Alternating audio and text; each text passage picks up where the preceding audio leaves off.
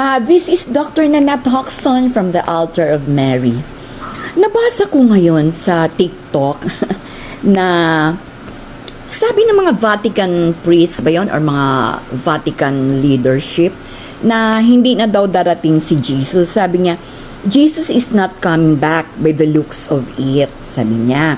Sabi nila, well, balikan ko ulit ang sinabi ni Isaiah, the mighty God and the Prince of Peace. Yan ang Messiah at nandito na siya. Alam niyo ba na this week meron sanang gera na mangyayari? Yung Iran, kasi namatay yung leader ng Hamas sa Iran, kaya mag-retaliate ang Iran, bubombahin nila ang Israel, di ba? Magkagulo-gulo na sa Middle East, di ba? Yan na yung this week, yung mga sinasabi. Nangyari ba? Di ba? Hindi nangyari. Yung gera na balak nila na magkampi-kampihan na, US, dun siya sa Israel, Russia, dun sa Iran.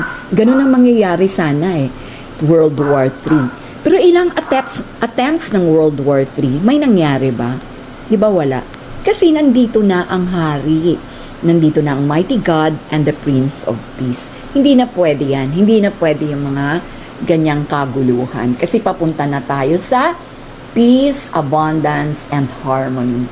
Okay, so sa mga Vatican leaders po, andito na po si Jesus Christ. But hindi po siya Jesus Christ na balak gagawin na blue beam, lalagay sa sky, ganon. Hindi. Word.